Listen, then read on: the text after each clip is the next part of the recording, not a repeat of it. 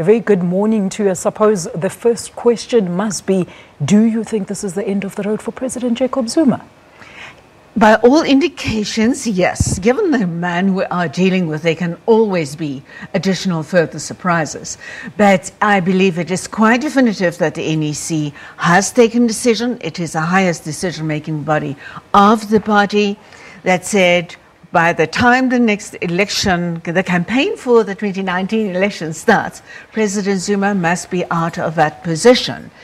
And by all practical events around us, that election campaign has already started. The ANC is not on any ground solid, not on any solid ground where it can waste any time in doing that.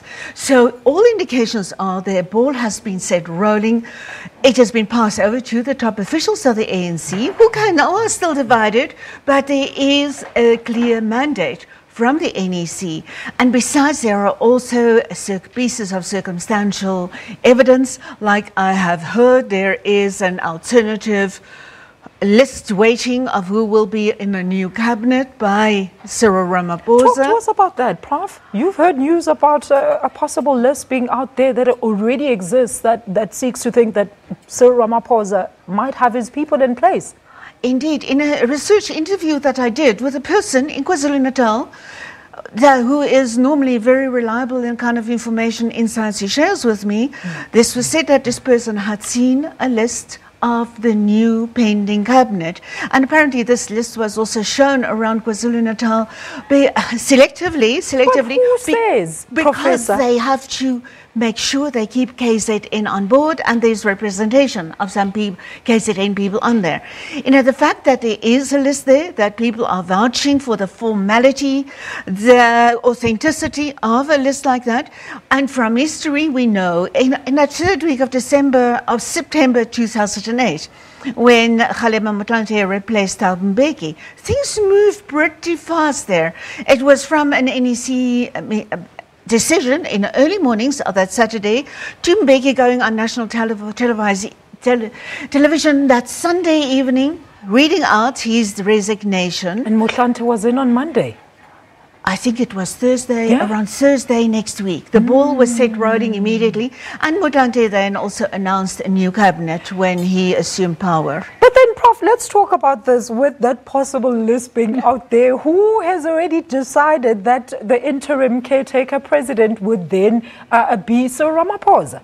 You know, who gets to decide who the caretaker president or interim president is? Yes, that small circle of people inside the top structures of the ANC, inside the NEC, and it can only be with proper buy-in from those top structures that there can be initiatives like that. It is part of that ongoing negotiation process that they have to put in place. It cannot just be Ramaphosa on his own, cannot be just be a small enclave around him.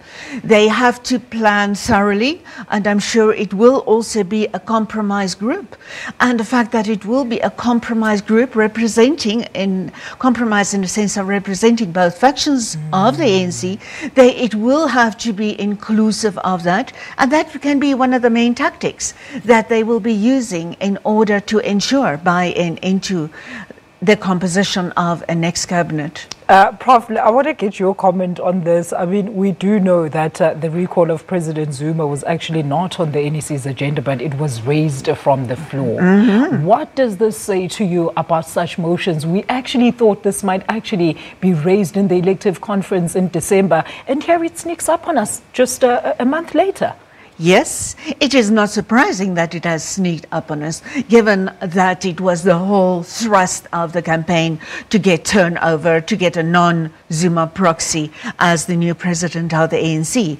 So it has been coming here, and this time around, as you know, a second name not on the agenda, Magashule, said not on the agenda, but we know from the past, Thabo Mbeki, what was on the agenda at the time of the recall of Thabo Mbeki was that obiter by Judge Nicholson, case that in Pietermaritzburg High Court had to be discussed. And then that quickly turned into a debate on the removal of Mbeki. So there is no control if issues are raised by authentic people from the floor, if they are in the NEC, they've got the right to raise issues. But then, Prof, doesn't this further divide the party? I mean, we've heard that this year the ANC is dedicating to organizational renewal and everything. And should Zuma not go at the end of this weekend, I mean, what happens to such a notion? You know, about the issue of unity, nothing has been more divisive in the ANC than the position of President Jacob Zuma. And so it is really a unifying step, despite what remaining elements in the Zuma faction want to use as a type of blackmail on the Ramaphosas in the NEC. It is really a very unifying point, an agenda to take, to remove the president. He is not just divisive in the internal organizational sense, despite the hangers-on that will still be there, but he is a certain losing element for the ANC come future elections. And then, Prof, with the PECs disbanded in those key regions, I mean, doesn't this also point towards further disunity amongst the party members? I know I've heard party members that have been interviewed by various reporters. They are actually saying that, well, good on them. Now we have a place where we're going to take internal matters and actually deliberate on internal matters internally without running to court. Yes, exactly. I think that is a positive step, potentially, for the ANC in terms of rejuvenating, renewing. But the NEC has been there long ago, Professor. Why couldn't they pronounce on such decisions when it was necessary? Have they not perhaps already pronounced in some respects when at the Nasrec National Conference, those PECs were not allowed to vote? I believe the ANC already had pronounced at that forum. So it's no surprise. And I really don't think it can be seen as further divisive. It has been on the cards all along. Prof, look, I have a graphic that showcases some of the names on the NWC. If we can pull that up, please, Sis Flo, if we can show Professor that graphic. But in addition to the top six officials, the newly elected members of the National Working Committee have been elected. And as you know, Batabile Dlamini, Ronald Damula, Lindiwe Susulu, and Nomvula Mokonyane are part of that list. What do you think? It is a compromise list. It was an elected list, and there were people who were not going to make it. And there was a big campaign, I believe, to get more women that are represented on there because they are almost non-existent on the top official side. So there are some strange names there. Strange names, Prof. But they're also representative of different factions. Look, how effective, maybe, Prof, is the NWC? Does it have bigger powers than the NEC? The NWC has those interim powers because it's a small, roughly 20-person body, 20 plus the top six. They can meet more frequently and they have a lot of decision-making power. My observations of that is that it's much more implementation power and the big decisions are taken by the top six and the NEC. The NWC is important, but not that important, not as important as the NEC. All right, let's go back to Esma Khashule, and of course, the Free State Premier and Secretary General there. Do you think their factions have been dealt a blow with the NEC's decision to disband and suspend the provincial PCs? Respectively there, Prof? They certainly, that was certainly a setback for those two provinces. But they should have seen this coming. That was these PECs that were involved in certain practice on which the courts then could pronounce and could expose some serious vulnerabilities in the ANC makeup. So this was something that they had to sort out first and foremost before going into any into any conference at all this year, They should have, but as many of those meetings were held so close, especially in the Free State, so close to the national meeting at Nasrec, that there was not actually time to correct. But those provinces, those PECs, accepted it at Nasrec that they would not be voting there, that they were in effect already suspended. So today's decision yesterday, today, it really came as no surprise. Let's talk about the interim structures. I mean, there's going to be a task team, as we heard from our reporter, and Mhlongo, that is going to be set up. So it's a lengthy process, I understand, Prof, before we actually get an interim PEC in that province. But how does this then weigh in or detract the ANC's 2019 election campaign?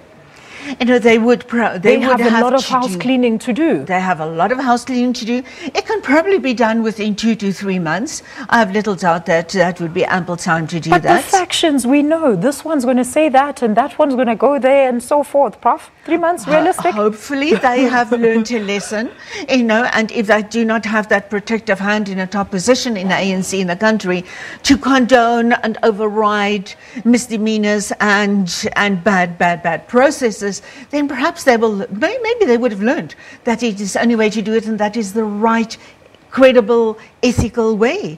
And the sooner they do that, the sooner they will help the ANC turn around their position in KwaZulu-Natal. I've also heard that the ANC is really concerned about the IFP, for example, regaining ground that the ANC had been winning over many years, more than a decade, from the IFP. And so the ANC had better get that right and get their image restored. And the only way to do it is to do credible electoral processes and to collect solid leaders into those positions. That will be the greatest asset the ANC would have going into the elections in KZN. And we know in the overall picture, ANC KZN has to get it right in order for the ANC to retain a persuasive national edge electorally. Prof, don't we all have to wait until tomorrow afternoon to find out what the NEC has resolved around the future of President Jacob Zuma? Those steps, how the NEC decision will be implemented, I really look forward to hearing that. All right. Political analyst Professor Susan Booysen analyzing, of course, some of the recent news that, of course, the NEC is currently looking at the future of President Jacob Zuma. I'm back in a short while with another interview. Stay tuned.